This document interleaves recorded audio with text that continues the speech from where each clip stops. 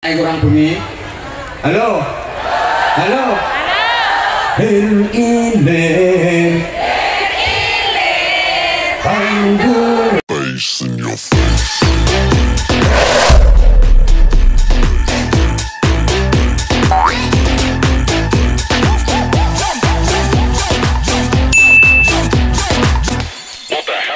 Nah, karena kamu kalau sehat gak pernah mau menyebut namaku. Aku tuh cemburu.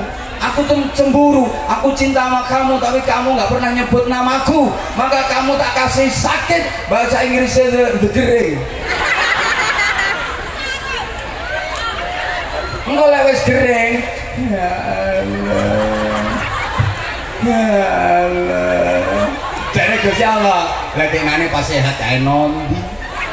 Pas sehat kayak aku gak tahu mbok sebut, saya gering lagi gelem nyebut aku. Maaf, orang yang mau menyebut nama Allah ketika susah maka hidupnya akan terus dibikin susah. Gak ngeden-ngedeni. Kok iso ngeden-ngedeni? Orang yang mau menyebut dan banyak menyebut nama Allah ketika senang, ketika bahagia, maka hidupnya akan banyak dibikin senang, dibikin bahagia. Sehingga Nabi berpesan, ta'arraf ilallah firraha ya'rifka fisyidda. Kamu itu kenal nang Gusti Allah, mendekat kepada Allah dalam keadaan longgar, dalam keadaan enak, seneng, bahagia. Nek pas sugih mareko nang Gusti Allah dikira. Bahkan saya tanya, tolong dijawab. Halo, donga sing mandi, doa yang makbul, yang mustajabah, itu doanya orang seneng apa doanya orang susah? Hah? Rata-rata Anda menganggap donga sing mandi dongane wong susah. Salah besar. Salah besar. Donga sing mandi itu dongane wong bungah, dongane wong ayem, dongane wong bahagia. Wong susah ndonga gak mandi. Makanya sampean lek pas susah ojo kakean ndonga. Buang-buang energi. Dan sampean itu rata-rata mau memohon kepada Allah, zikir, bersolawat, berdoa kalau lagi susah, kalau lagi punya butuh. Ya Allah, rondo wis 8 tahun Gusti. Bingung Gusti. Nek pas kumat tak kebutik tok.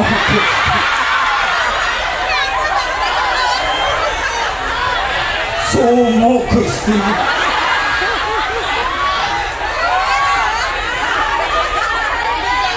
Padahal rupaku yo ayu, tapi nasibku kon longso. Dijajal ditinggal, dijajal ditinggal, dijajal ditinggal.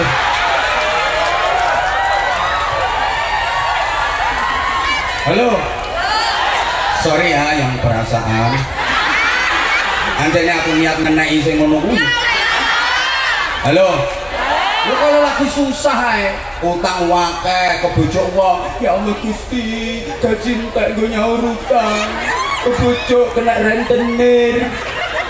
Lek wis kepepet lagi iya. Wong susah iku dongane gak mandi. Sampeyan lek susah aja kakean donga. Susah iku wayahe ngakehno istighfar. Susah iku wayahe memperbanyak istighfar. Istighfar yang banyak.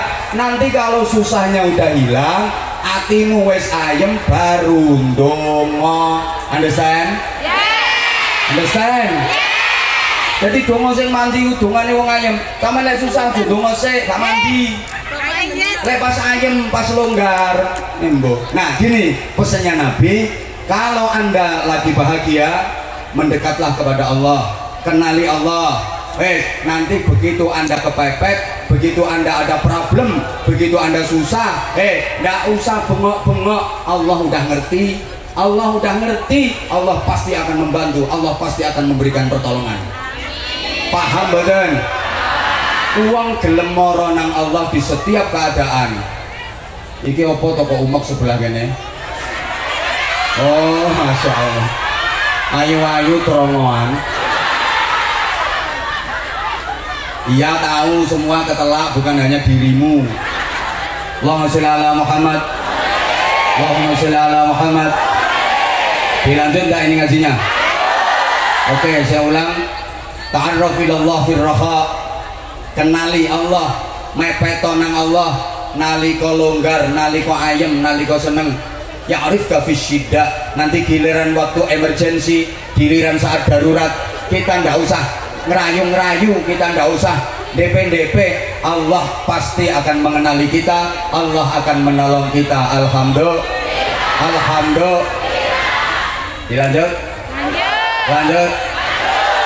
Jadi kadang-kadang kita diuji Allah dengan sakit, kita harus berhusnudzon. Emang Allah lagi kepingin kita dekat kepadanya, Allah lagi kangen sama kita, Allah lagi sayang-sayangnya sama kita, Allah pengen kita sebut namanya. Allahumma sholli ala Muhammad, Allahumma sholli ala Muhammad. Semuanya tujuannya agar kita menjadi baik. Maaf para jamaah sekalian, kita tahu dalam sejarah Raja Fir'aun laknatullah alaih, siapa ngomong alaihi salam? Raja Fir'aun laknatullah alaih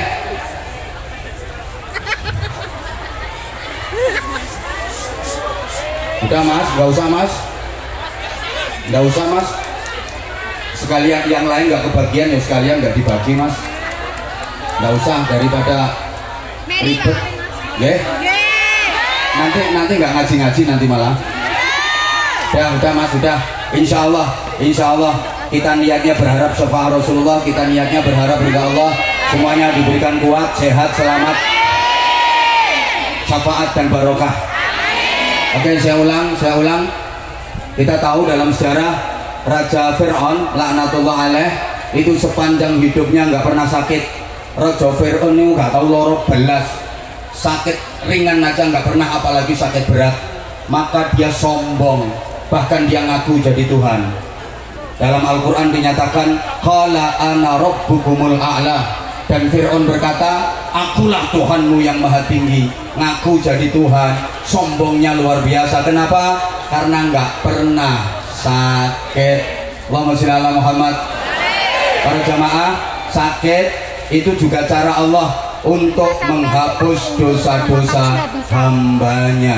Saking sayangnya Allah sama manusia, maka diberi sakit agar dosanya terhapus. Tahu kan, orang itu diuji sakit sama Allah, mau sabar, ikhlas, legowo, nerimo, ridho, maka semua dosa-dosanya diampuni oleh Allah. Alhamdulillah.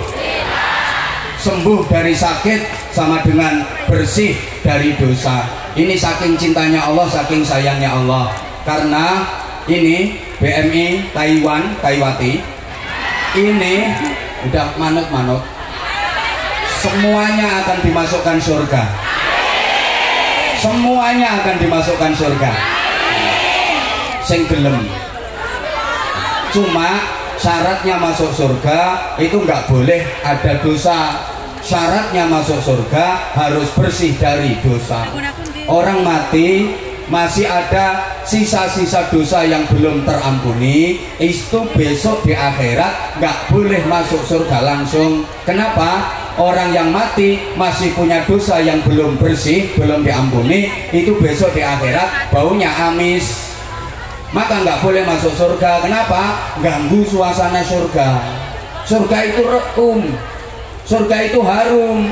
Lah orang yang masih punya dosa belum diampuni, di akhirat kelak baunya amis. Kalau masuk surga ganggu lingkungan swarga. Maka supaya bisa masuk surga, amisnya harus dihilangkan dulu. Caranya dibakar. Kalau nggak dibakar, amisnya nggak bisa hilang. Kayak kita misalnya beli ikan di pasar, ikannya udah agak lawas, mesti amis, betul? Betul? Coba amisnya ikan itu dihilangi pakai kapur barus, nggak bisa hilang. Pakai parfum yang paling wangi, nggak bisa hilang. Pakai deterjen apapun, nggak bisa hilang. Amisnya ikan hanya bisa hilang kalau dibakar. Entah itu dipanggang, entah itu digoreng, entah itu digodok, pokoknya pakai api. Nah, sama BMI Taiwati ini besok di akhirat kan potongannya amis-amis kabeh. Loh, kok amis kabeh? Soalnya ya memang iya, pengajian doyan, gendaan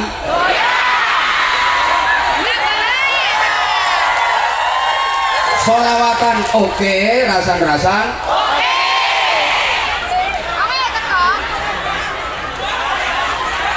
halo. Lah ngono kuwi sono akhirat gak amis ta? Amis. Lah kalau amis nggak boleh masuk surga. Supaya masuk surga amisnya harus dihilangkan. Caranya dibakar, digoreng. Lah wajane arane neraka. Jadi tenang, jangan khawatir, jangan takut. Besok sampean dimasukkan neraka itu nggak disiksa, cuma dihilangi amis tok. Tenang. Iya. Oh kosong. Aja khawatir, malaikat petugas penggorengan sudah pengalaman. Nah, malaikat petugas penggorengan udah pengalaman. Jangan khawatir, yang seperti itu nggak lama. Insya Allah digoreng 2 tahun saja cukup. Nah, yang kayak itu, wah agak lama itu 5 tahun. Tapi nggak sih bunga-bunga makin ini 500 tahun. Kosong. Tenang. Allahumma sholli ala Muhammad. Allahumma sholli ala Muhammad. Nah, ini acaranya juga halal bi halal. Setelah 1 bulan melewati Ramadan, diharapkan lepas Ramadan kita jadi lebih baik. Ramadan itu juga sarana Allah untuk membersihkan dosa-dosa kita. Alhamdulillah. Man shoma Ramadana wa fi riwayatin man qama Ramadana imanan wa ihtisaban ghufira lahu ma taqaddama min dzambi. Siapa yang berpuasa di bulan Ramadan atau siapa yang jumenengi bulan Ramadan, artinya mampu mau melakukan puasa dan ibadah penyertanya di bulan Ramadan, imanan wahtisaban, dengan didasari iman dan semata-mata berharap pahala serta ridha Allah, maka ghufira lahu ma taqaddama min dzambih, diampuni baginya dosa-dosa yang telah lewat. Berarti Ramadan itu sarana pembersih dosa. Asal Ramadan kita jalani dengan baik, lepas Ramadan insya Allah yang hadir di sini semuanya udah bersih dari dosa. Saya sering gambarkan sebelum Ramadan itu ular, halo, memasuki Ramadan berproses jadi kepompong, bahasa Inggrisnya the ngentung. Keluar Ramadan jadi kupu-kupu tanpa malam. Kupu-kupu tanpa halo. Sayang, banyak diantara kita yang setelah berkepompong selama sebulan keluar nggak jadi kupu-kupu, malah jadi codot. Ini codotnya yang jerabing no sampingnya panggung kanan dan kiri. Para codot-codot sekalian, halo, yang nanti sarungnya nanti ini loh, tak siap nih nangkene. Tenang, yang mau sarung angkat tangan. Sayang, sarungnya saya pakai dan saya nggak pakai kerang depan. Allahumma sholli ala Muhammad. Coba perhatikan, sebelum Ramadan itu ular, jangankan dari dekat, dari jauh aja menakutkan. Gila nih, nggak teli, ular itu hama, wereng, penyakit, manggon nondi ae, ular itu ngerusak, betul? Manggon neng godongnya rencem-rencem bolong, manggon neng tandurannya garing mati, manggon di buahnya bosok, manggon neng untune arek iku krowok. Itu ular. Maka kalau ada acara kayak gini yang suka bikin resek, suka bikin rusuh, suka ganggu, berarti langsung menang ularnya. Ya ini gambaran kita, banyak kesalahan, banyak dosa sebelum Ramadan. Memasuki Ramadan, ngentung itu puasa, maka entung nggak makan, nggak minum, nggak rabenan. Adakah entung yang rabenan? Ada. Hah, entung sarungan. Halo. Halo. Begitu selesai berproses, dia berubah jadi kupu-kupu. Warnanya berubah makin indah, wajahnya berubah makin cantik, perilakunya berubah makin baik.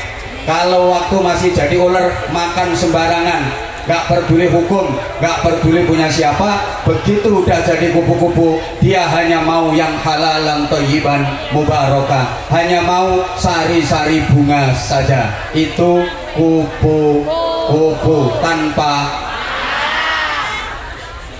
Atau boleh digambarkan sebelum Ramadan itu gabah masih ada kulitnya, belum bisa dimakan manusia, masih campur sampah, larangan, dan harganya masih murah. Betul? Kemudian memasuki Ramadan diproses dalam penggilingan, diseleb, gradak, maka Ramadan itu sakit, ya haus, ya lapar, malam masih disuruh sholat sunnah 20 rakaat tarawih tambah witir 3 rakaat, apalagi nek buka kewareken digawe sujud iso gumoh-gumoh, malamnya masih suruh baca Al-Quran, tak terus masih itikaf, masih zikir. Emang digiling, diproses dalam penggilingan. Tapi kalau manut keluar nggak berbentuk gabah lagi, tapi berubah jadi sing banter, berubah jadi warnanya makin bersih, makin putih, harganya makin mahal. Maka kita juga begitu, setelah diproses, digiling 1 bulan Ramadan, lepas Ramadan kita harus berubah jadi beras. Ya berubah jadi lebih baik. Allahumma sholli ala Muhammad. Waktu masih gabah harganya murah, betul? Begitu jadi beras harganya jadi mahal. Nah, Ramadan ini proses agar kita makin mahal, agar derajat kita makin tinggi, agar nilai kita makin mulia, agar hidup kita benar-benar sukses. Jamaah sekalian, hidup ini makin hari harus makin berarti, makin lama harus makin bermakna, makin tua harus makin mulia. Namanya hidup barokah. Sama-sama yang nggak ikut muni barokah, awas gak oleh barokah. Makin lama harus makin barokah. Sekali lagi, hidup kita makin lama harus makin barokah. Ibarat sesuatu itu makin lama harus makin mahal. Tanah, pekarangan, sawah itu harganya makin lama makin yang kenceng. Pakaian apapun, mau jilbab, mau baju, mau celana, harganya makin lama makin alat-alat elektronik itu harganya makin lama makin bumbu-bumbu dapur aja harganya makin lama makin. Nah, saya ceramah juga gitu. Ya enggak, maksudnya saya ceramah ya seperti itu. Sorry ya, pikiran kaya ngono kuwi gak bahaya ta? Saya ceramah di mana-mana, bener nggak pernah mikir duit, nggak pernah mikir bayaran karena udah dipikirin panitia. Jadi saya udah sering sampaikan kan, ceramah dimanapun niatnya golek duit, dosa. Dosa maneh undang kiai kon ceramah gak dikai. Nggak. Bukankah hidup yang paling nikmat, yang paling membanggakan adalah hidup yang barokah? Betul? Semangat dong. Pengen hidupnya barokah apa enggak? Yang ikut jawab barokah pasti hidupnya barokah. Kita udah bersolawat, kita udah dicintai Nabi, sekarang ngaji sebentar lagi, solawatan lagi. Dan ini ada permohonan izin dari Departemen Pengemisan akan menggalang dana infak untuk pengajian akbar, ya. Mangke sebentar dijawab dulu. Hidup yang paling nikmat, bahagia adalah hidup yang kurang kenceng, pekerjaan yang keluarga yang paling bahagia adalah keluarga yang duit yang paling bagus membawa kebahagiaan adalah duit yang duit yang barokah itu nggak harus banyak jumlahnya, nggak harus banyak nominalnya, tapi banyak nilai kemanfaatannya, banyak kebaikannya. Sorry ya, walaupun punya duit sedikit tapi manfaatnya gede, kebaikan yang ditimbulkan gede, itu namanya barokah. Walaupun punya duit banyak tapi nggak bikin kebaikan, gara-gara punya duit banyak, maaf, anaknya yang laki-laki kena narkoba, anaknya yang perempuan hamil di luar nikah karena imbas pemilu perkawinan hamil dahulu. Bojone sing wedok gondoli lanangan, sing lanang ra tau mulih. Duit banyak nggak ada artinya, betul? Meskipun duit banyak, hidup nggak barokah, hidup nggak bahagia. Coba saya tanya, sampean pilih mana? Punya duit sedikit tapi hidup bahagia, sama punya duit banyak tapi hidup nggak bahagia? Pilih mana? Pilih. Sakarepmu. Punya duit 5.000 NT. Wis akeh to kuwi? Oh belum ya wis 20.000 NT. Oke 100.000 NT. 1 juta NT. Duitnya mbahmu bumi. Halo. Berilir panggure